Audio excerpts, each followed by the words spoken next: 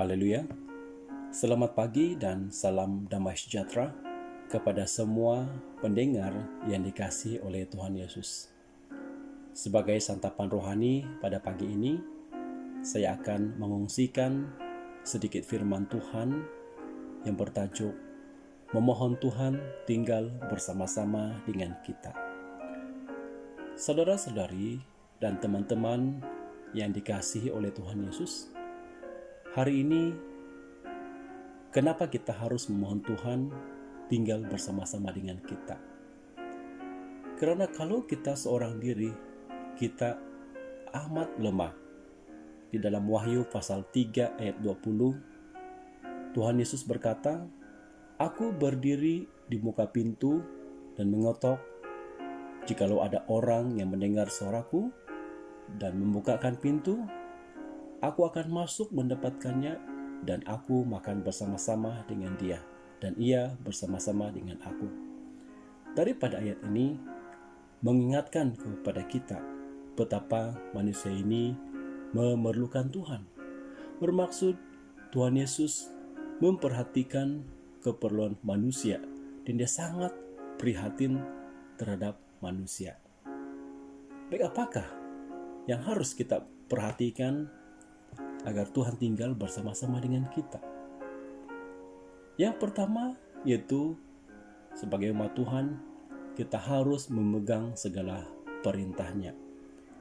Di dalam Yohanes pasal 14 ayat 15 ayat 23 berkata, "Jikalau kamu mengasihi aku, kamu akan menuruti segala perintahku. Jika seorang mengasihi aku, ia akan menuruti firmanku, dan Bapakku akan mengasihi dia, dan kami akan datang kepadanya dan diam bersama-sama dengan dia." Jadi di sini memberitahu kita bahwa jika kita mengasihi Tuhan, maka kita menuruti segala perintahnya dan ia akan menyertai kita untuk selama-lamanya. Dan harus ingat bahwa memegang perintah Tuhan itu adalah kewajiban setiap insan yang diciptakan oleh Tuhan. Yang kedua, yaitu kita harus senantiasa memohon kepenuhan Roh Kudus.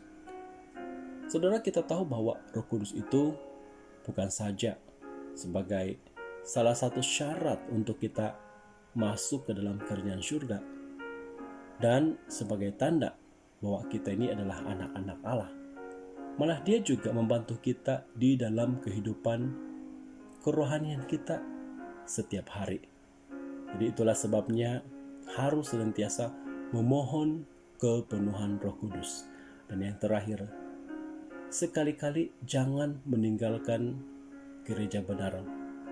Hari ini amat bersyukur karena telah menjadi jemaat gereja benar. Dan saya percaya dan yakin setiap kita sudah memahami firman kebenaran. Ibrani pasal 10 ayat 35 mengatakan, "Sebab itu janganlah kamu melepaskan kepercayaanmu, karena besar upah yang menantinya."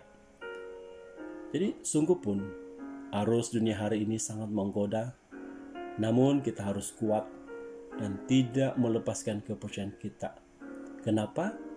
Karena besar upah yaitu hidup kekal menanti kita ini. Jadi semoga dari sedikit message ini dapat memberikan suatu dorongan dan nasihat kepada kita bersama. Tuhan Yesus memberkati kita semua. Amin.